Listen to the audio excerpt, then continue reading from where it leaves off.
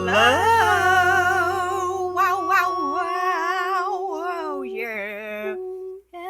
I was gonna try to keep the note going longer, and then I gave up, and I thought I could hide it. It was giving Pitch Perfect.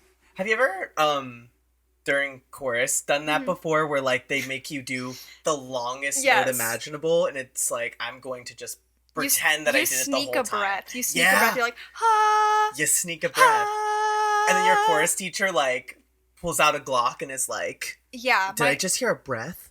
Every single one of my chorus teachers had a Glock. Yeah. It's like an 18 count falsetto. Yeah. And it's right? Exactly. The thing is, there was only 3 or 4 sopranos the one year, so if one of us wasn't singing, it was very noticeable. Oh, no. Literally same, because, there's not a lot of boys in chorus. When I was a boy. What is it? We only had 2 tenors, and I was one of them. So if I was down for the count that day, everyone knew, and it was everyone's problem. I feel like we had 2 tenors too. I think that's just a normal thing. Wow. Just having because a lot of guys want to be kind of masculine with oh, I'm a bass. I'm a bass. There were a couple. Well, I'm trying to think. I remember what was it? My first year of high school. There was a ton of people in chorus, and then after that, our chorus class was very small. Mm-hmm. But there used to be a lot of people, and in middle school, because they forced people in middle school. But you wouldn't know because you're homeschooled. You wouldn't know. I always think about that. My older brother was in a barbershop quartet when I was a kid. When we were being homeschooled, gosh. I didn't join it. Was it good? I don't remember. They were good. I don't know if he was any good. I'm curious, actually. It was actually really cool, because it was in the basement of a church. Mm-hmm. So whenever we would go and pick him up from what do you call that? Rehearsal? Barbershop quartet school. School. No, it would literally be we'd get down there, and they had matching outfits and everything. I'm the red candy cane striped little moment. Gosh. Especially when we went to the concert, they had that. I was this is wild. He was 11 when he did that. I was 6. Wow. At the time. We match like them. Huh? We match like them. Right now? Yeah, we match. We do. We are wearing black with some blue nice jeans. little blue jeans. So we cute. Look good. We do. We are also, for anyone wondering who's listening to us on any streaming platforms, we are back to recording episodes on video. We are. Welcome to home video. Yes, and if you would like to follow us or subscribe to us, I guess that's what you would do on YouTube. It's not the Mystery Files username, because you need a good amount of subscribers to get an actual title. Actual name on YouTube. But it's in our link tree. Okay, good. I was I don't even know what our name on YouTube is. It's a long HTML. It's HJIKL 24/3702 something. Wow. I'm just making up numbers. I feel actually the best way to look us up, if you were I'm going to try to find them now, you can just go to the Mystery Files and look up, Dennis Martin YouTube. For some reason, that one helps you find our pops us show. Up a lot. So look for the Dennis Martin case, and then you'll see all of it is there. You also Google the Mystery Files, because I Google the Mystery Files every once in a while to see how our searches are going. We are starting to get up there. Yay! If you type in the Mystery Files, just the Mystery Files, we show up a little. We're on the first page, I think. Party, thank you guys. So we're beating that little kids Australian show to the ground. The children from in the 2016. Take that, kids. They can't trademark us. Nah, they can't get us. We've made enough content at this point. We've been trekking. And if they do, we'll be oh, we didn't know. Even though I guess I'm filming evidence that we do. We'll just delete it and gaslight them. But if you look up the Mystery Files podcast. Yeah. We're the only. Well, no. That I know of. There's one other result that comes up. And it's some random. It's called Midwest Mystery Files or something. It was a podcast from 2014. Do you know what state it is? I wonder if they're in Iowa. Can you imagine if they're in Iowa? Is Iowa Midwest? Actually. I'm kind of dumb. I think it is. I think it counts as the Midwest. Okay. I'm almost positive. What if it's me in an alternate timeline? Oh my gosh. A timeline where I lived in Iowa still. That's chaos. Have you seen Everything Everywhere All at Once yet? No, I haven't seen anything. I haven't seen anything. I haven't seen Nope yet. I haven't seen You used to be the movie girl. I What's know. going on? The thing now I work at a movie theater. I'm like, why have I not seen this stuff? But the thing is, Nope, I wanted to see like when it was in the theater, but there were no days I could go. Because it would be showing when I was working or it'd be a night that I didn't have free. I was bummed. I needed to watch Nope. I'm sad. I would honestly just like try to get on streaming or something, like $5 to rent, just have a night in with it, because that's what I did with Everything Everywhere. When you watch Everything Everywhere, it is long. Okay. But it's good. Is it stretchy? Like it's stretched out? You don't get a break in thought till the hour mark in that movie. Like it's like go, go, go, go. Like the inciting incident has like already happened, and like you've moved on fully. Like by the time you get a break, you're almost at the midpoint reversal. Okay. That's long. Yeah. For anyone who doesn't know, that's film screenwriting talk for plot points. Plot points. Little plot points. We'll have to give it a watch. I want to watch something new, so that'll be fun. But yes, also, welcome to the show. I don't know. Yeah, welcome. I'm Tiffany. I'm Logan. Nice to meet you. Nice to talk to you. We're the Mystery Files. We're the Mystery Files, if that wasn't clear enough. We're excited to be here. Excited for a new season. Season 7! Season 7! Woo! Crazy. Season 7. Crazy to think about. Yeah, it's so cute. Going for a minute. You've been trekking through the wilderness to get here. This is our season premiere, and we're very excited to be here. Yeah. I missed doing the show. I know we only took a break for, like, I think a couple of weeks there. Yeah. But I missed it. I missed it so much, and I'm glad to be back. I'm excited for you to be the one to start it. I know. It's literally like, oh no. Like I've missed your cases. I think oh no, you were the last case for the summer tapes. You did the Montauk project. Montauk. Wow. Montauk. I'm glad you remember. I didn't at all. Yeah, that episode did pretty good. A lot of people liked that one. That was a fun episode to do, so. Yeah. Thank you. But hopefully everyone will enjoy like what I've brought to the table this week. I mentioned this off screen, off camera. Off camera, off mic. This is something like I really wanted to do, but I was having such a hard time because it's like a concept, and I was trying to find little stories inside of that concept, but I couldn't find anything, and I was freaking out because I was like, it's a season premiere, what's a big deal? Because I think I always come in swinging with a good season premiere. You do. So I did this, what was it, for the summer tapes? I was like, we're doing werewolves, baby. I love it. Yeah. But this one's going to be quite interesting. So if you would like to give me a little drum roll, we can get into it. They get to see my drum roll on my face now if you're watching. This drum roll might be anticlimactic, though, because it's one word. It's going to be great. Okay, you ready? Okay. This week on the Mystery Files, we will be covering the case of luck. Dun dun dun! There you go. Okay, well, that makes a lot of sense. Mm-hmm. Now that you're bringing that up, especially with the promo. Yeah, well, that's why I wanted to do it, because our season 7 promo is all about luck and like kind of turning the cards around and doing stuff like that. I was like, what better episode to do for season 7, the lucky number, with talking about the concept of luck itself. Ooh, that's perfect, actually. Yeah, so I'm like really excited, actually. I found so many cool articles about this topic. Mm-hmm. So we're going to be talking about like luck as the idea, good luck, bad luck, and superstitions as well. Ooh. Where superstitions have come from, how that affects culture, life, etc. So I'm excited. Okay. Yeah. All right. So luck is the phenomenon and belief that defines the experience of improbable events, especially improbably positive or negative ones. The naturalistic interpretation is that positive and negative events may happen at any time, both due to random and non-random natural and artificial processes, and that even improbable events can happen by random chance. In this view, lucky or unlucky is a descriptive label that refers to an event's positivity, negativity, or improbability. So that's just kind of a brief little look at what the idea of luck is. So just randomness. Did you ever that whole thing just now reminded me, did you have to do in math class the like random like luck stuff with like the numbers with probability? I hated probability. I was awful at probability. Yeah, I don't know, like I would get it in like a small capacity, but once they started bringing in like large numbers, I was like, I don't know, that's fuzzy. Oh my gosh. None of that made sense. I'm like, how am I supposed to know? When it got to the big numbers, I was like, I what am I supposed to do here? Yeah, they're like 64 out of 8 million. I'm like, ugh.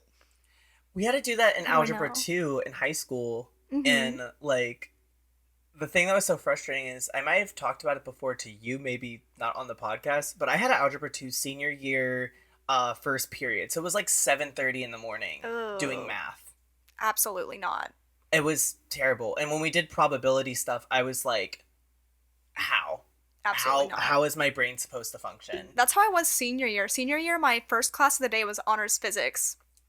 And it was like, obviously high level math and science. And I'm not a math girl. Everyone knows. Were you on honor roll? Like, were you the, like, all honors class? Oh my god. I only took one AP class. I didn't take, like, AP. I took just honors. I don't know if that's the same thing. No, I think they're different. I think they're kind of the same thing, but different terms. I think are AP like the ones that can go on your college? Yes. Yeah, I didn't do those. I didn't because I didn't want to pay money. Because it didn't matter. But yeah, I just did all honors. But I mean, I did it, but it caused a lot of panic attacks. Oh my god! You didn't do honors in college, did you? I think I did one honors English class. No, I didn't. I'm a liar. No, I'm a liar. I think I was going to do the honors program, but I was like, I'm not stressing myself out more than I have to. So sorry to our alma mater, but from what I heard, our honors program sucked. Yeah. Like, it was like too. They added 3 more homework assignments to everything. I was like, oh my god, I can't even imagine. Wasn't our friend... I'm not gonna say her name. Wasn't she part of honors for a while? And yes. Didn't she stop being? She did not like it. Yeah. I remember she was like, I hate this. Yeah. I want to die. Yeah. I'm gonna go. I didn't want to. I think I was going to be, and I was like, I'm not even putting myself through that anxiety. That's why, like, I survived. That's why I only averagely tried. Because if I averagely try, no one expects crazy from me. Exactly. Academically, at least. I took a lot of stress off myself when I went to college. Because I feel like the honors classes in high school, like, with everything. But I did it. We made it through. We survived. On luck. On luck. Get what I did Speaking of that, so supernatural interpretations of luck consider it to be an attribute of a person or object or the result of a favorable or unfavorable view of a deity upon a person. These interpretations often prescribe how luckiness or unluckiness can be obtained, such as carrying a lucky charm or offering sacrifices or prayers to a deity, which we'll also go into a little bit about, like, different good luck charms, bad luck charms, all of that. Saying someone is born lucky may hold different meanings depending on the interpretation. It could simply mean that they have been born into a good family or circumstance, or that they have their habitat experience and probably relates to positive events. So even if they were in a different upbringing, maybe just the way they have just been lucky with finding that success. Due to some inherent property or due to the lifelong favor of a god or goddesses in a lot of different religions, like monotheistic or polytheistic, which I think... Poly is believing in more than one god. Yeah, mono is one god. Poly is multiple gods. Yeah. So many superstitions are related to luck as well, though these are often specific to a given culture or set of related cultures and sometimes contradictory. For example, lucky symbols include the number 7 in Christian-influenced cultures, the number 8 in Chinese-influenced cultures as well. I didn't actually know that. I didn't know 8 was a lucky number in Chinese culture. No. Huh. 7 was my favorite number for a lot of years. Like, apart from, like, Christianity, I think it's because in the, like, peak of my Michael Jackson obsession, I think people were saying Michael Jackson's favorite number was 7. And so I made that my whole personality. So you said, I'm gonna just do this. And then I was, like, really big on 7. So, like, if you went back on my Facebook to the dark times of my Michael Jackson era, there's, like, pictures of me, like, with, like, a cupcake that says 7 and, like, just random stuff, because I was like, 7. Oh my gosh, it's that's magic, so funny. A magic number. That's so funny. It's crazy. Mine was 6. I think 6 is still my favorite number, which is the Satan number. Why do you want the Satan number to be your favorite number? Well, it, like, has to do with, like, everything. I was born, like, June 26th, so it's 6/26, and I was born at 6:06 in the morning. And I think I was in room 616. So there's, like, 7 6s, like, in my birth chart or whatever. So you are Satan. I'm like double Satan, because there's like get this Because there's like, wait, if I have 7 sixes in there, that's like, that like cancels out, so it's an angel thing, I don't right? know. That's a lot of 6s. That's a little too many 6s, in my humble opinion. I don't know, I just like 6. I want to find the person who was born on 6/6/66, like 1966. You'll probably find them in like a record somewhere. They're probably still alive. If any of you out there, if we have any people who are a little older out there, born in 1966, 6/6/66, who are listening to the podcast right now, yeah, be sure to reach out. I want to know, like, if you got some weird vibes in your life, how's your luck doing? Probably not great. Unlucky symbols and events include entering and leaving a house by different doors or breaking mirrors, which we'll get more into later. In Greek culture, throwing rocks into the wind, and then ravens as well in Western culture, which we see a lot of, like, in film. A lot of ravens are like a sign of, I think, death. Usually, yeah, they're an omen of death. Yeah, which is like bad luck. Have I ever told you like the stories of how there's people in my family on my mom's side who they would see like a black crow or like raven come into their house, and then someone would die? No, you did. My great aunt was telling me about that. There was like stories of people in my family that saw these like black birds and stuff. Yeah. Did you? I don't know if we talked about that on the podcast before, but I remember you telling me about that. That had to be like a sleepover night or something. It was like 3 a.m. I think you told me that story. I feel like I've definitely told you. But yeah, that's the luck thing. Omen of death. Wild. I don't want to see no blackbirds. Get out of here. Fly, little birds. Down from the leaves. Okay. Some of these associations may derive from related facts or desires. For example, in Western culture, opening an umbrella indoors might be considered unlucky, partly because it could poke someone in the eye. You're right. Whereas shaking hands with a chimney sweep might be considered lucky, partly because it is a kind but unpleasant thing to do given the dirty nature of their work. These feel like old-timey. They're very like, old-timey. They're cute. I feel like it's like 1920s good luck and bad luck. Like, let's go to the speakeasy and I want to be a chimney sweep. A ladder at the speakeasy. Yeah, that's what I was gonna say. Quit it. No. They should make a speakeasy or a bar that's just full of ladders. That's chaotic. Why? I don't know. I think it's for the luck of it all. The luck of the draw. It could be funny. I used to like, walk under ladders as a kid because I thought it was funny, and then I would like walk because I think like to reverse it you have to go through it backwards or something. Oh, that's how I did it. When you were little, did you think stepping on a crack would break your mom's back? Yeah, I think I cried one time about it. I would always jump over them.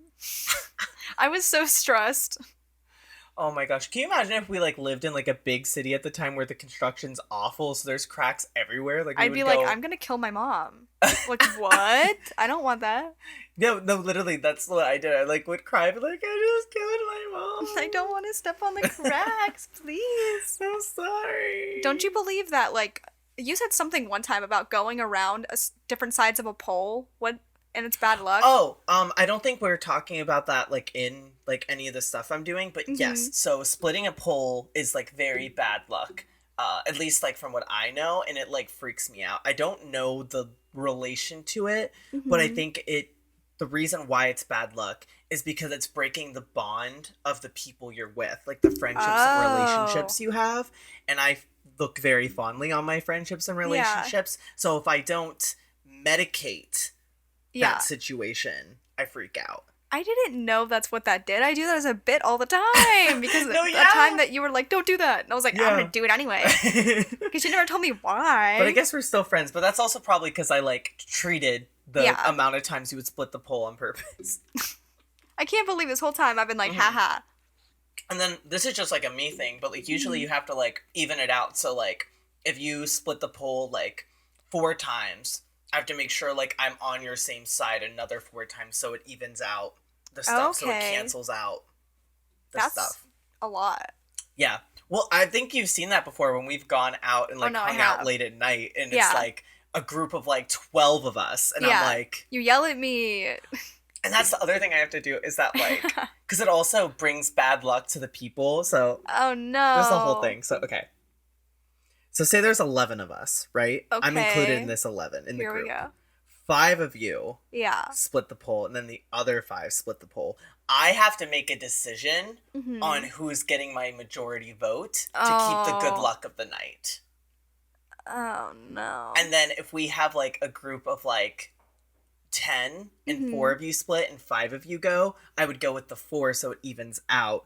Or you get pick majority. I have a whole thing about polls. That's polls chaotic. are like the only thing I'm kind of like, and I think knocking on wood, which is also in here. I knock on wood, but I don't think it actually does anything.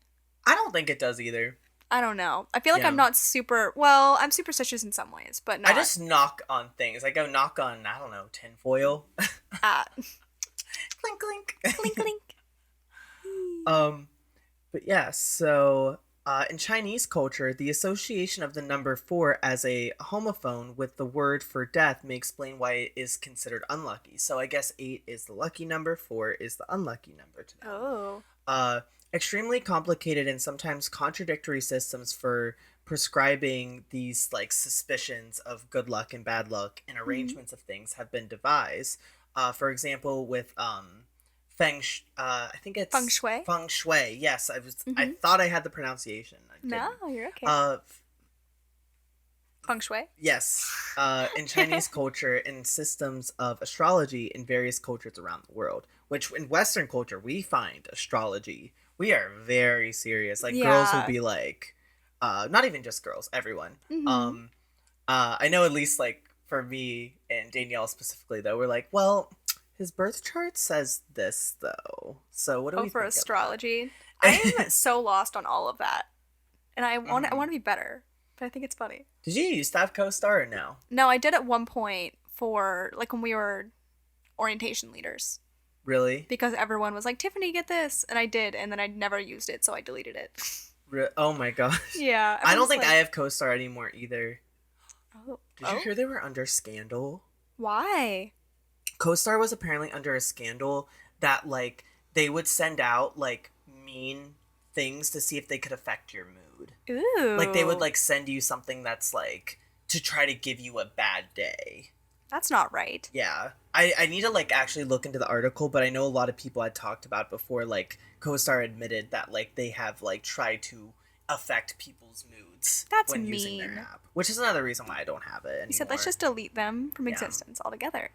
Right? I like CoStar because it makes, like, your birth chart really easy to read, though, because it has, like, all that info in there, which is very nice to have. I don't know. I feel like I just didn't understand what any of it actually meant. Like, I was looking at it, but, like, it just... It was like, it's fine. Made no sense. Alright. So, this is just a couple of, like, quick rundowns with luck a little bit more. But there's 3 rules of luck. Basically, like 3 standard rules that people follow. Luck is either good or bad. Okay. It's not in between. Like, you can't have mid luck. You can't have like a just okay luck. It's just good or bad. Or bad. Okay. Luck is the result of chance. Is the second thing. Everything with luck is chance. Like, there is no possible feasible way you can make luck work in your favor. Okay. Other than, like, you know, the charms and stuff, but, like, you can't, like, make the universe decide. Yeah. Like, the universe will decide what she's gonna decide. So witches can't make you lucky. Like, I think they're able to help with, like, charms and things like that, but it's very much, like, it's a result of chance. Like, when you get good luck charms or bad luck charms, you're increasing the chances of it, but it's not a for sure. So, like, you know, if you're 50% lucky and you get a horseshoe, you might increase your chances of being lucky by 70%, but there's still a 30% chance the luck will be bad. Okay. Good, if that makes any sense. Yeah. And then this is the third one. Luck applies to a sentient being. So okay, like a god. Yeah, luck is like like when we think of luck, it's this idea of like some universal phenomenon. Okay. You know? Like, it's very, we don't know if it's a god or goddess or if it's the universe or if it's our impact on the world. It's very just like, it is a sentient thing. It is just, luck is just a thing. Okay. Like, luck is just Like, if you could put a name to luck, I guess. Luck. Luck. Lucky Charms. Lucky Charms. Magic. The little Little I almost green said gremlin man. Leprechaun. leprechaun. Does he have a name? My guess is Lucky. Lucky Charms. Is his name Lucky? If it isn't, that'd be really funny. They missed their opportunity. Stop, is it Lucky? It's Lucky the Leprechaun. Lucky the Leprechaun. He's so cute. Fun fact, this is actually something I found out before. This is such a side tangent, but since we are on the topic of luck, Lucky the Leprechaun actually used to be a wizard. He was a wizard on the original boxings and stuff. Oh, so here's a picture of it. What is that? I don't know if the camera can see it here. Oh. But if you look up Lucky the Wizard, it comes up. Yeah. And he was on, the cereal boxes. Yeah, he was, fully on, cereal boxes and stuff. I wish we had a wizard on our cereal box. Yeah. That's fun. I think it was just, about, marketing, because they originally were saying, oh, it's Lucky Charms, it's a wizard, so it's, magic, so it's lucky. Yeah. But I think they went with the direction of him being a leprechaun, because it's more, and funny enough, it's more, American. Yeah. To be, a leprechaun than a wizard. Children are just wimps, that situation. You're scared of Lucky. Was he a warlock, technically? Basically. Lucky the Warlock. King. Yeah. All right, so we're going to get into now the idea of luck in interpretations. Mm-hmm. So, luck is interpreted and understood in many different ways. Mm-hmm. So, the first way is the idea of a lack of control. Okay. So, luck refers to that which happens to a person beyond that person's control. This view incorporates the phenomenon that are chance happenings, a person's birthplace, for example, but where there is no uncertainty involved, or where the uncertainty is irrelevant. Within this framework, one can differentiate between three types of luck. So, the first one is constitutional luck. That is luck with factors that cannot be changed. Place of birth, genetic material are kind of a thing. You can't help where you were born, how you were born, or it's the privilege. Yeah, the environment you grew up in, that is luck that cannot be changed. When you were born, there is no way you could have decided I actually want to be born here instead. Yeah. Okay. The second one is circumstantial luck, with factors that are haphazardly brought on, which is accidents and epidemics are usually a thing. So I think perfect example is COVID. Yeah. Circumstantial bad luck, just factors and accidents that just, it happened. Yeah. We can't change it. It happened. Mm-hmm. And then the third one is ignorance luck. That is luck with factors one does not know about. Examples can be identified only in hindsight. So kind of with hindsight being the knew it all along phenomenon, or that gut feeling you get of something. Should I really go to that coffee shop today? Is that what I want to do? Because then you're playing a game of chance. It's which direction will you go? Yeah. So it's whatever decision you make will affect the amount of luck you have there. So you could either end up with a really good coffee or a really bad coffee. Okay.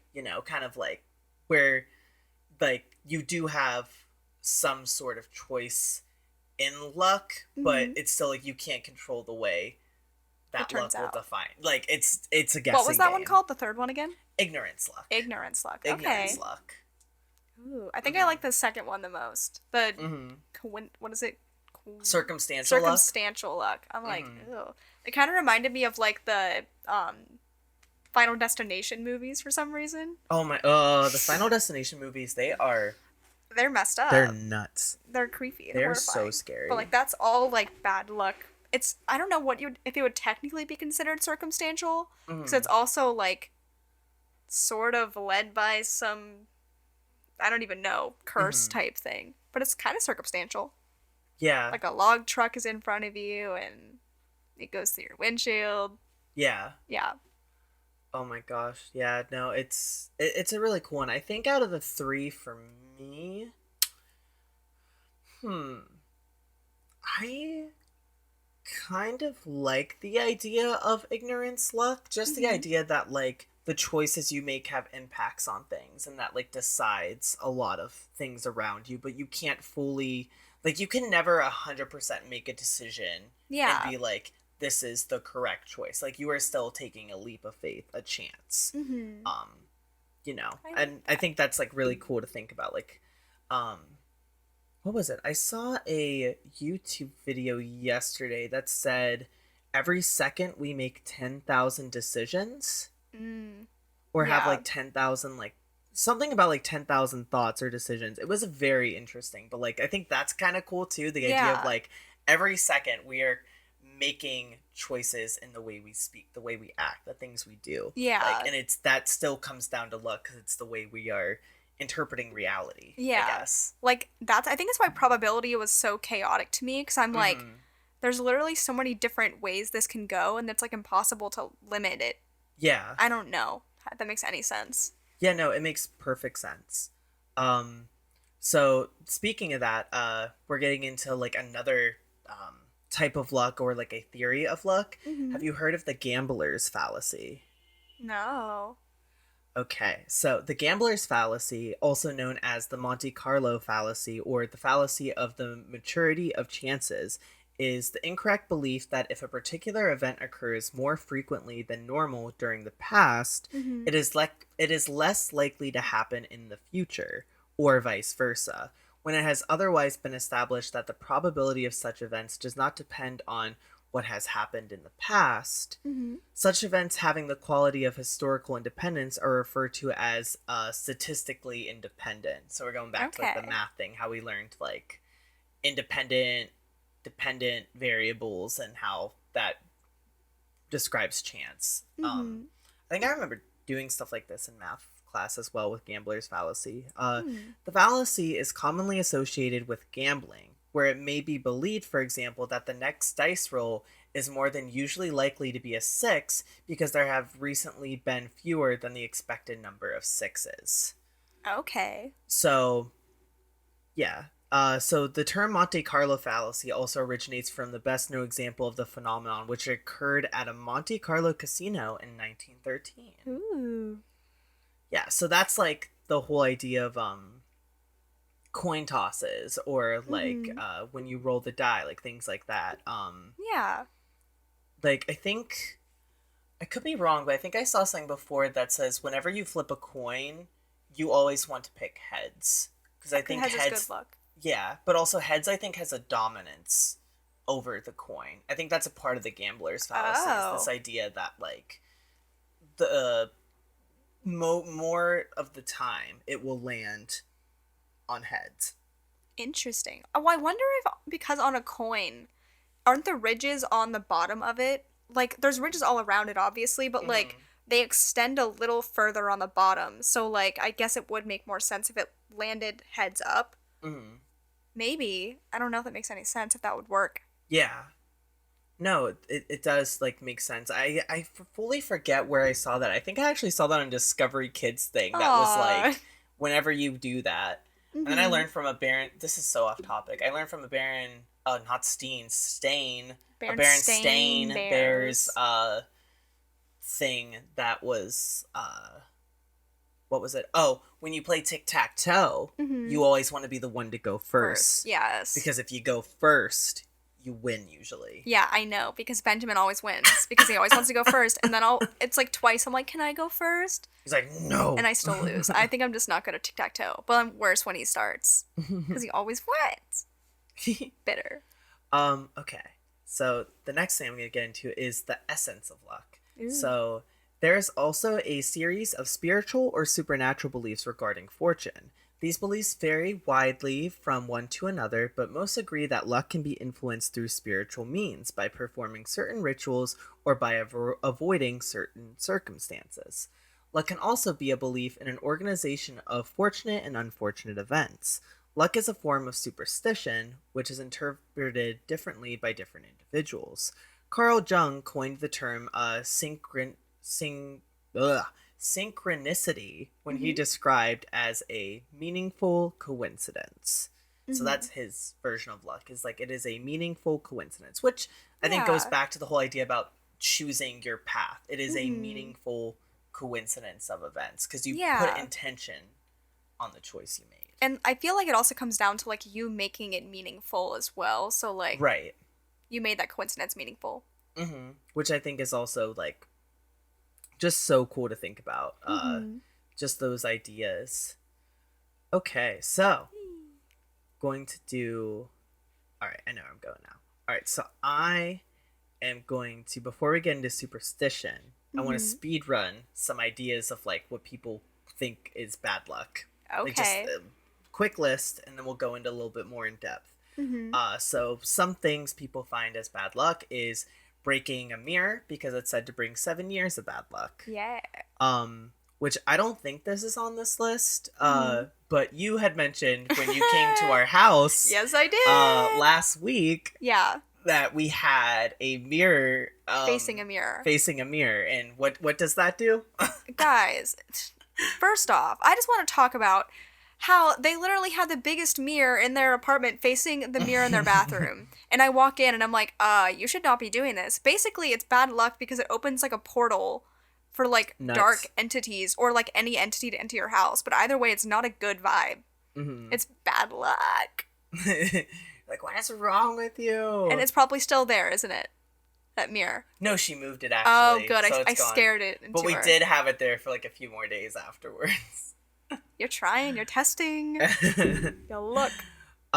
So the other one is bird or flock going left to right, which I didn't know about this one. That's actually something in like paganism that they believe. It's the idea of like a bird goes left to right.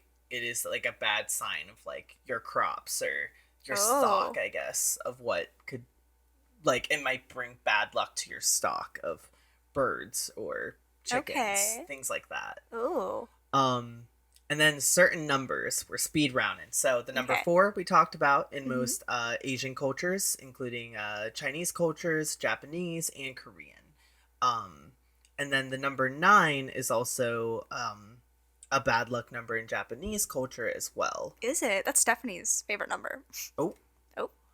So I guess the reason why number 9 is a scary number is because it resembles another word in Japanese that sounds like a word for suffering. So the number 9 sounds like a word in Japanese that means suffering. Oh, no. Okay. I could see how, like, my favorite number is suffering. That's... Do you like suffering? I don't like the number 9. Kind of scary. And then also number 43, which can literally mean stillbirth. So kind of the same idea of translation. Yeah. So 43. I wonder why 43. I think it's that same like interpretation of like how that word sounds. Okay. Like. Oh, that's not good. Yeah, too much. And then, of course, the most famous number, both of them 13, and then 666. Don't say that. Dun dun dun. A portal just like opens up right here on the podcast. And terrible. We fall through the floor. Right. Also, coming back to 13, can we talk about how some people say that some buildings don't have a 13th floor because it's bad luck? I've seen that before. The thing is, I remember when I moved into college, because my dorm was on the 13th floor, and everyone kept saying, like, oh, Tiffany, it doesn't exist. Like, how do you have a thing on the 13th floor? Because some buildings don't because it's bad luck, or they don't have that open to people. But, like, I was living on the 13th floor freshman year. Oh my god, that's so scary. I didn't realize that. And so I freaked myself out because I was like, I'm on the 13th floor. And then my dorm was obviously scary because I would hear music through the walls and I was on a corner room. So like in my shower, I'd hear like orchestra music. Weird. That, yeah, I didn't know you heard orchestra music. Through my shower. And there was no logical way I'd hear it because I'm literally there was a corner and it was just like on the side of the building. We didn't even have like an instrument. We don't have an instrument major at the college we went to, so it's literally like if they do play like instruments, the thing is, it was like a whole orchestrated band, and it didn't sound like a recording. It was weird. That sounds like a horror movie. Like when you see like bands like playing, like and there's no one there. Oh, nope. I think I have a recording somewhere in my phone because I was like, oh my gosh, I got out of the shower and started recording the wall because I was like, what is happening? Nope. But yeah, 13. Bad. Oh my gosh, that is nuts. Okay, so we're going to move on over to Superstitions. Ooh, very superstitious. That was the song I was gonna sing before the Yay. podcast. So guys, I was gonna sing a song, so I usually sing songy before we start, just to calm the nerves. I turned to Tiffany, I was like, I just had to stop myself from singing because I would have fully given up what this episode was. I don't know how I didn't pick up on anything. Considering, like, what... We did the photo shoot before this, so if you're watching this and you see us matching, that's kind of a hint that we did a photo shoot. Yeah. But I don't know why I didn't get any hint that that's what it would have been. Right? Wow. I mean, that's, I'm like, what's fun about when we bring a certain mystery in, is that, like, it's kind of, oh, it's this, but it's not this, but it's that also. Yeah. Oh, you tricky person. tricky. Alright, so... A superstition is any belief or practice considered by non-practitioners to be irrational or supernatural, attributed to fate or magic, perceived supernatural influence, or fear of that which is unknown. It is commonly applied to beliefs and practices surrounding luck, amulets, astrology, fortune-telling, spirits, and certain paranormal entities. Ooh, my favorite. Whoa. Yeah. Particularly the belief that future events can be foretold by specific, apparently unrelated prior events. Also, the word superstition is often used to refer to a religion not practiced by the majority of a given society, regardless of whether the prevailing religion contains alleged superstitions, or to all religions by the anti-religious.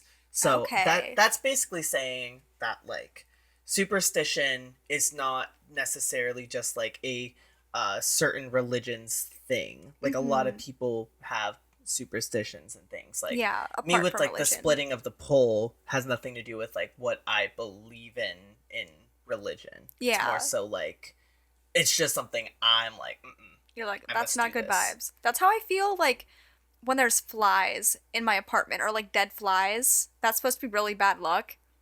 So flies, that freaks me out. Or it's like a sign of, like, something evil is in your house. So I get freaked out, because especially in Amityville Horror, you know, like, was it flies or moths or something that were, like, infesting?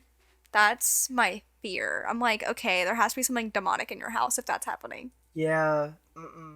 No. That's too much. So if I see, like, 2 flies trapped in my apartment, I'm like, panic. 2 flies? Well, not now, but at one point there was, like, 2 different flies in my apartment for some reason, and I was stressing out. Oh my gosh. And then I get on trips. I'm like, what's significance of flies in my apartment? What's the significance of... I have to find meaning behind this right now. That's how it felt with the bells when Stephanie and I heard the bells, which I did tell on the last episode. How Stephanie and I heard the bells. Yeah. Oh my god. Oh my... Yeah, oh my god. Oh my god. That... I told Dennis about that, actually. Bells. About the bells, and he was like, that's weird. Yeah. Like, that's crazy. We're just connected, Stephanie and I. We can't help it.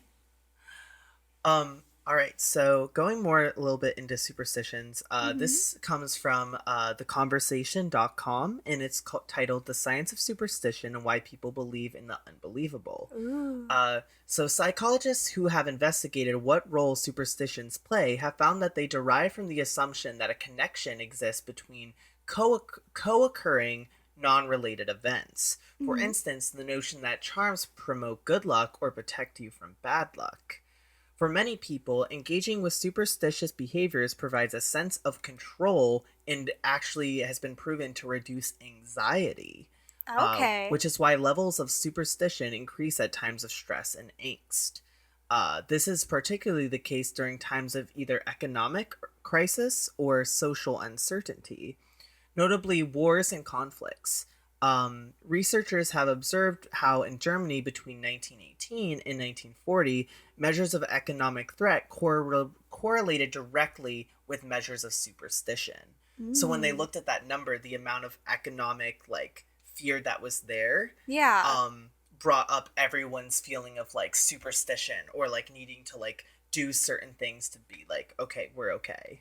It's so weird that we're talking about this, because yesterday I was watching this video, and I remember his name, Anthony Padilla, which I think I told you about before. I love Anthony. I know, he's so good. But I was watching an episode yesterday, and he was talking to people who are part of like Wicca, like Mm-hmm. Wiccans. He was talking to Wiccans, Yeah. and in the episode, there was this girl talking about how she participates in um Wiccan rituals and that Mm-hmm. kind of thing, and how it's more about like the ritualistic thing that brings her comfort because it's like a control thing. Yeah. And I'm like, it's just funny you brought that up 'cause she said the exact same thing. Like, Really. yeah, like that's more of what drew her to it. Just something comfort, like, I Mm-hmm. don't know. It was sort of like a therapy type thing. I'm like, that's so interesting. Wow. No, yeah, it's like very interesting to think about because like our Danielle, like Mm-hmm. she has talked about like being involved in like Wicca and stuff like that, but Yeah. sometimes it's literally just about like not necessarily believing in a certain like higher power. It's just sometimes about like the energy you bring out into the world and Yeah. how that energy feeds back into you. Like it's a Mm-hmm. cycle, which Yeah. is like I think just very interesting how like you can find comfort in things like Wicca like for Yeah. those reasons. I feel like it's a very positive thing. Like, I feel like before, I kind of Hmm. just thought Wicca, witchcraft, like, that's kind of what it, like, mostly was, but, like, dark witchcraft. But Yeah. it's not. Like, they don't even, Satan isn't even part of, like, Wicca stuff. Yeah. Isn't that crazy? That Like, in my brain, I was like, oh, it's, like, demonic. But not according yeah. to, like, the people who were speaking yesterday in the video about the Wicca culture stuff. I'm like, that's crazy. That's so wild.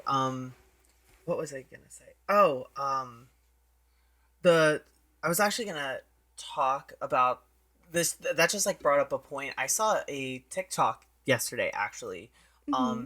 and it was from a 1993 interview with the actress who plays Mary Sanderson in Hocus Pocus. Yeah. I think it's her name's like Kathy Ann. Um, I believe, yeah. I have her cast thing pulled up here. Yeah, Kathy Ann Najime? Najime. I'm gonna go with Najime. The blonde girl? No, The that's black Sarah haired Jessica girl. Yeah, that's Parker. why I was like, what were you talking No, about? the third one. Not Bette Midler, not Sarah Jessica Black Parker. haired girl. Yes, the one who has the vacuum. Yes. Yes, yes, yes. I guess apparently she did like a news interview. Did you I, see I this? saw it. You can explain to people who Okay. haven't heard it. But like basically, it was like this was 1993, like when she did this interview, and literally in it, she talked to the directors and writers of Hocus Pocus that she didn't want to appropriate Wicca culture and wanted to be respectful to witches because she had friends who were witches and took it like very seriously. So she Mm-hmm. actually got the role like kind of changed and like reworked to be a little bit more understanding of it, which probably made a big impact on the movie and kind of makes the witches in Hocus Pocus a lot more scarier because they're Yeah. not. Like, there's comedy bits with them, obviously, because it's like Yeah. three very funny comedians. Yeah. But it's just very interesting because like the joke itself wasn't just like, "Aha, look, we're witches." Yeah. So, um, it was just cool because she was also saying too, she's like, yeah, I have friends who are like people of color. I have LGBTQ friends who are like into like uh Wicca and like all these things, and it's just like I don't want to be a part of that narrative. And I was like, that's Yeah. so crazy, especially for 1993. I was Yeah. really There was some other surprised. stuff she was bringing up, but like Yeah, definitely go and check it out because it was very just it's a great very interview. yeah, it was a It is a great great interview. interview. It was very like culturally relevant to stuff that's happening now as well. I'm like she was ahead of her time. Like 30 years ahead of her time, like yeah. fully. And I was just like, that is so amazing. Like, it's Mhm. just wild to see that she was so willing to do that, especially Yeah. just for like a children's movie. Because she could have just been like, oh, whatever, like, I'm gonna do this. But she Yeah. was like, no, Did you see the new one? I have not yet. Have you? Okay, I won't. Yeah, I won't say anything. Okay, I am excited to see it. I know, Yeah, there's three Drag Race girls in it. there are There's Ginger cornbread. Minge, Cornbread the Snack Jete, Mm-hmm. and then my girl Ka Mora Hall, Aw, who's Sarah Jessica Parker in it. I like I was sweet. calling her Sarah Jessica Parker. She's Sarah Jessica Parker, Oh my gosh. but it was fun. I love that though. That's so exciting. Um all right. Where am I going with this? Okay. I don't want to like repeat myself, so I'm just like picking and choosing which superstitions. Yes, you're okay. But the conversation article also talks about sporting superstitions. Ooh. So superstition is also highly prevalent within sports, Mm-hmm. especially in highly competitive situations. 4 out of 5 professional athletes report engaging with at least one superstitious behavior prior to a performance. A performance? That's so funny. Performance. Within sport, sports, Mm-hmm. superstitions have been shown to reduce tension and provide a sense of control over unpredictable chance factors. So it goes Mm. back to that second form of luck, the idea of like you can't control the maybe that's the third one actually. The circumstantial? Or is that second Yeah, one? I'm gonna go back to that right now. Yeah, yeah. Pull up that list. Ba-da. Where are you, girl? Are Oh, you? no, I think it's the ignorance luck one. Luck with factors one does not know about. Because, like, Mm-hmm. they don't know the full outcome of Yeah. what will happen, which is Especially in like a cool. football game. Yeah, so superstition practices tend to vary across sports, but there are similarities. Mm-hmm. Within football, gymnastics, and athletics, for example, competitors reported praying for success, Mm-hmm. checking appearance in mirror, and dressing well to feel better prepared. Players and athletes also engage with personalized actions and behaviors such as wearing lucky clothes, kits, and charms. I've heard Mm. that before. Like, I've Yeah. seen that in movies too, like wearing your lucky jersey to the game. Yeah. I feel like the closest thing I can think of is on Grey's Anatomy. Oh, All you Grey's girlies will get it. my But gosh. Derek Shepard, the neurosurgeon, wears like a scrub cap with what is Mhm. it called? Ferry boats or something I think he has on it. It's his lucky scrub cap, so he can do well. Oh my gosh. And See, it's cute. I was thinking of the episode of The Nanny Oh where no. do you know what episode I'm talking about? I don't think. There's an episode of The Nanny where she's dating a hockey player Okay. and she was like his good luck charm and she kept like winning games, but he was like super superstitious Mhm. and she wore like red bottom shoes to a game, and I guess it's a superstition to not wear red bottom shoes to a hockey game, and he was Oh. freaking out. Now And I it was kind of like, want you to need for to fun. leave. It's such a funny episode.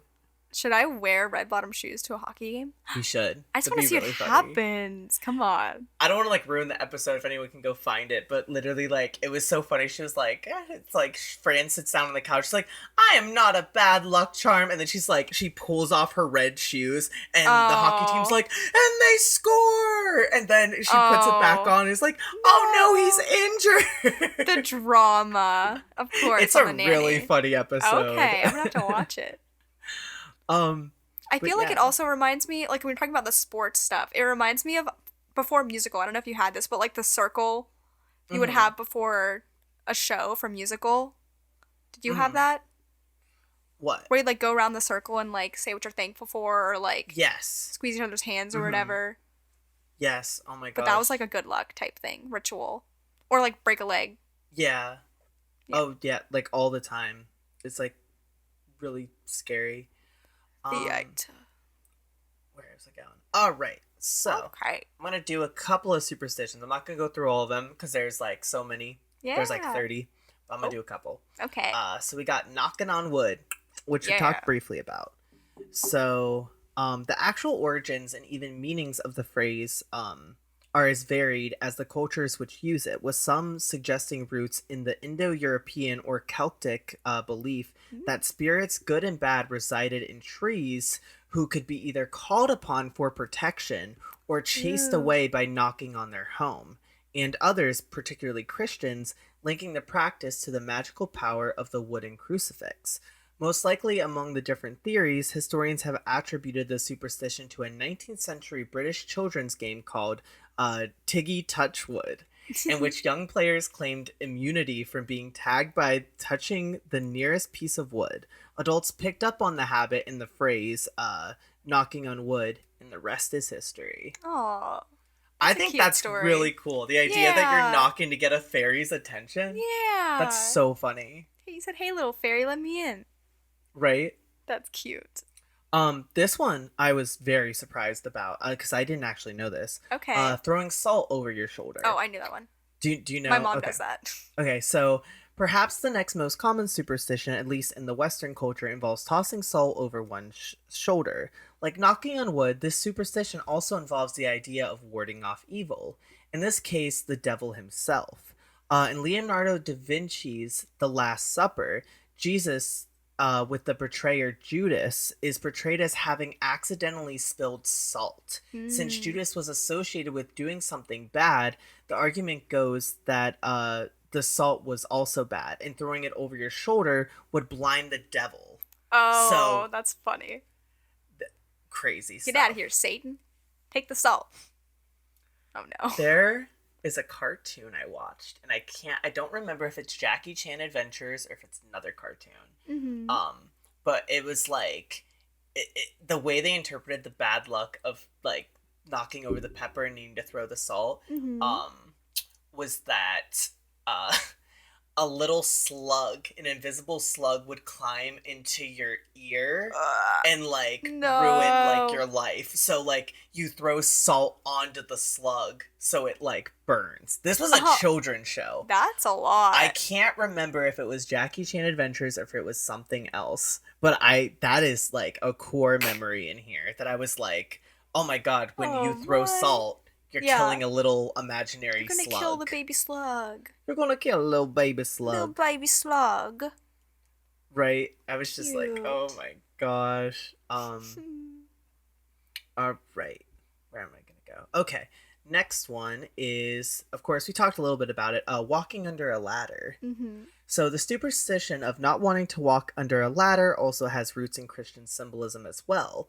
The Holy Trinity of the Father, the Son, and the Holy Spirit is led to an association of the number 3 with something sacred. The triangle within its 3 sides came to be regarded as a sacred place, and a ladder, of course, forms a triangle. So naturally, to walk under that would be to destroy the sanctity of the Holy Trinity, thus causing punishment.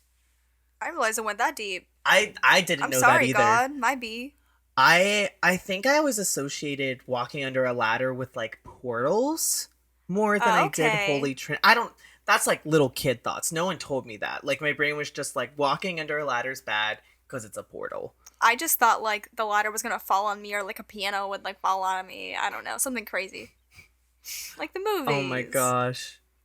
That's the movies. Piano's gonna fall on me. Oh my gosh. But I guess apparently also with like ladder stuff, apparently in ancient Egyptian culture, they avoided ladders like going super high on them because they were worried they would like meet one of their gods. Like they thought they would go so high they would accidentally meet one of the gods and make one of them mad. That's kind of wholesome that they thought that though, right? I mean, it's like, yeah, it's like cute. It's like kind of respectable of just like, I don't want to bother our gods. Anubis is probably sleeping right now. He's probably sleeping. It's like Jack and the Beanstalk. Right? Exactly. But like a ladder to God. Okay. This is the last superstition I want to talk about since we can't go through all of them, but I really like this one, and I think you gotta talk about it. Ooh, okay. Black cats. I love it. I love black cats. You know, we got our little baby at our place, Binksy baby. Binksy baby. Binksy baby. Okay. Yeah. Though cats have often been associated with good luck rather than its opposite and were even worshipped as gods in ancient Egypt, things took a turn for the worse for our dark-colored feline friends sometime around the Dark Ages when in 1232 AD, a papal bull by Pope Gregory, I believe the 10th, declared them as an incarnation of Satan, according to People magazine. Oh. Things only went downhill for black cats from there, with people of the Middle Ages like trying to like basically just get rid of them, like which is actually something I have seen before, sadly, is that like people abuse black cats, especially around like Halloween, which is just so It's sad. awful, and it's dumb. Quit Just it. so dumb. Stop it. But the first where was it? Okay. So America connecting them to the practice of witchcraft as well. Also, the color black has long been associated with evil and death, which didn't help matters for our furry friends who had the misfortune of being born the color of the night. But honestly, Black cats are some of the most beautiful cats I've ever seen. They are sweet babies. I've heard things about like they don't get adopted as much because like they don't show up well on photographs or something like that. But black cats are the cutest, sweetest babies I've ever seen. If you have the chance to adopt a black cat, I'm telling you to do it because they are the cutest little babies in the world. Cutest little babies. Also adopt other cats, like my cat Luna. I mean, yeah. I guess adopt overall. Adopt, don't buy. But like, but also black cat. If you see a little black cat, take a chance on her. Give him a little kiss for me. Give him a little kissy kiss. Pat a little head. A little. So yeah, so that's a bit history of black cats and those superstitions as well, and then. Yeah, so basically, honestly, the only other thing that's really in here is just a quick summary of, like, some good luck charms. So, you know, there's, like, the horseshoe curves. Mm-hmm. Horseshoe curves, that's Altoona, PA. The horseshoe curve. That's not a thing. It's a horseshoe. What's a horseshoe curve? There's a place in Altoona called the Horseshoe Curve. Oh, is it part of, like, the curve It's baseball? Like a mountain that's in the shape of a horseshoe. Oh. I thought about like Altoona Curve, like baseball. Yeah, no, well, that's actually where they got their name. Did you ever go to Altoona Curve baseball games? I did. I did too. Oh my gosh, why didn't we go together? Met again? We should. I'm so sad we didn't. We should have. Aww. We were together in spirit. I don't know if you know this. I actually saw this in a video too about horseshoes, but like if you, I'm trying to make a horseshoe with my hand. If you do like a horseshoe that's like up like this, it like exudes positive energy. But have you ever heard that if you flip it? Don't flip it. Logan. What? Is it bad? Yeah, it's bad. Then why'd you just do it? Well, it's not an actual horseshoe. Hello. You're gonna curse yourself. I don't even know what it is. Apparently, the belief is if you like hang a horseshoe upside down on a wall, all the good luck falls out of it. Okay. So you keep it up to keep it stored inside. Okay, so it's fine. You just did that. Yeah, exactly. That's scary. So the last couple of good luck charms, we got, obviously we talked about a little bit, the number 7. Number 7. Which is just considered just like, so whether you are familiar with Japanese mythology and call upon the 7 gods of fortune, or you are familiar with Christian traditional texts, you know that the number 7 has a strong influence. It is no surprise to see 7s throughout a casino, but whatever you do, don't say the word 7 around any bad players. Oh. So if you say like the word 7, I guess, around someone who's terrible at gambling, will they take your luck? Yeah, basically, which is kind of cool. Ooh. I've heard of this one before. Mm-hmm. Have you heard about the cat's eye good luck charm? I'm thinking of like the whatever the blue eye is. Oh, the evil eye. The evil eye. Jenny is very into evil eyes. Really? Stuff, but I never heard of the cat's eye.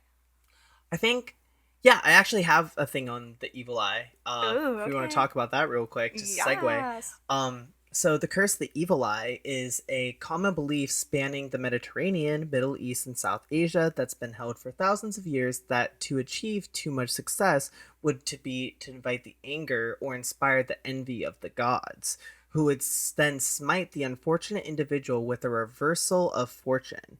In response to the fear of this curse, people across the ancient Mediterranean began fashioning amulets and beads with an image of an evil eye, sometimes referred to as nazars, which would then help ward off that horrible untoward fate. Okay. So it's kind of just like, I guess, warding off evil. Yeah, it keeps an eye on the evil that, like, I guess the gods would go upon you. Yes. But the cat eye as well is those who carry a cat's eye stone in their pocket in India do so because they believe that one who carries this stone in their pocket will never have their good fortune leave them. Okay. Cat's eye stones protect individuals from unexpected loss and guard financial decision making. I want one. That's so cool. Right?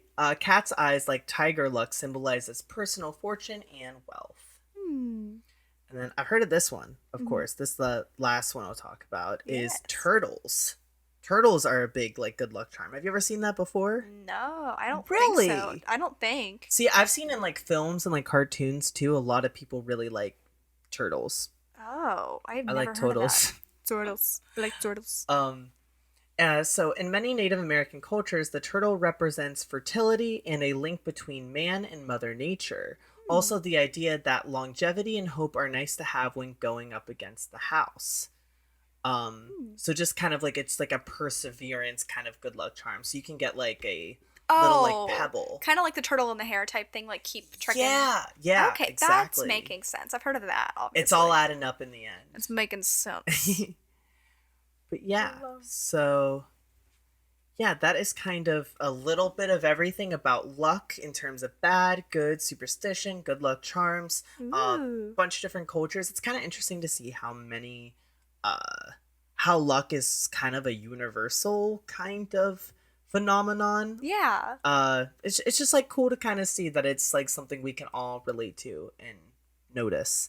And it was nice to hear like the different origins of different things and like where these different concepts came from. Yeah. And I don't know. Now I feel like I'm gonna be very aware. No, me too. Try I'm to gonna be- leave here like, okay, what am I doing? I'll keep it. I don't Right. know. I want good luck now, but I can't. It's not my choice. What was like? Do you think like your favorite thing about everything we talked about today? Let's see. I feel like the most interesting thing to me was the stuff about the ladders, because I feel like With the triangle. I didn't realize, like, I knew like a little bit of it, that like it was the different sides, like the three was like the Holy Trinity, but I didn't realize like you walking under a ladder meant that you were disrupting the Holy Trinity. I'm like, that's like, and that it was like evil. Nuts. I'm like, oh, that's unexpected. Yeah, you're like, that was "Oh, very what the interesting. heck?" But I think that's my favorite because it was just unexpected. Same with the turtle. Didn't know the turtle was. Yeah, What it I've was. seen turtles used before as like stuff. I think they actually used it in Avatar or Legend of Oh, Korra. yes. Like turtles symbolizing good fortune and like Yeah. those things. Yeah, I'm pretty sure. Well, because wasn't it was Aang was trying to make that decision? There was the turtle Yeah. thing Mm-hmm. at the very close to Shows the end like of the the series. good luck and stuff like that. Okay. Which is just so cool. Turtles.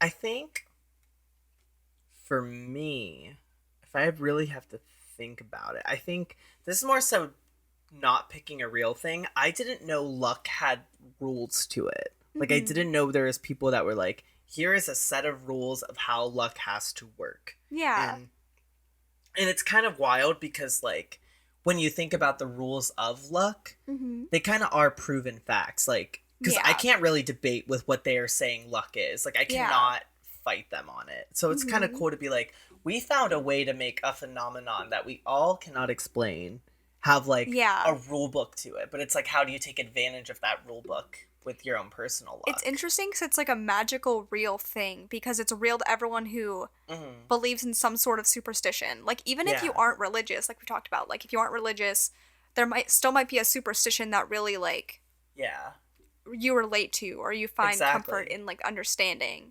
Yeah. No, it's just like so interesting, especially like all the superstition stuff too, just kind of like just all like overall it's just a very interesting thing to kind of look at. Yeah. But yes, I definitely want to try some of these. Yeah. But like not the demonic ones or anything. But like I don't know. And there's so much more out there. I really expect or would like people to definitely go and seek out more stuff about luck and like seeing those things. There is, let me pull this up because I want to give him a quick shout out. Okay, where is it? Okay. I didn't use his like video like for this, but if anyone would like to go check out JJ McCullough on YouTube, he has a video called American Good Luck Symbols Explained. Ooh. So it's like a brief history about all of like our good luck and where that came from and what cultures they're in here. And maybe that low-key inspired me for this as well. Yeah. So I think everyone should go check that out too if you want to know more about good luck, bad luck, and superstitions. So okay, thank you. Yeah. This is fun. But regardless, I guess the case of luck will forever and ever remain a mystery. Yeah. Stunning. Thank you guys so much for watching. This was our season 7 of Good Luck premiere. We will Hopefully we'll have a great season full of fun. A lucky season, if you will. Yes, a lucky season. Hey. Maybe we'll win an award next year. Speaking of that, to everyone, thank you for voting for us for best podcast of Pittsburgh. Mm-hmm. We unfortunately did not make the top 3. Yeah, but that's okay. The amount of love and just support that we got during that process was incredible, and we are just excited to keep growing. Yes, we're excited and thankful for you all. Thank you so much. We love you the most. Yes, and we will see you next week for something not special. Your case. It'll be something special. Won't say just yet. Halloween special that's coming out. And then we'll be back with a Tiffany case. We'll be back. Don't you fret. All right. Yes. Till next time. Goodbye.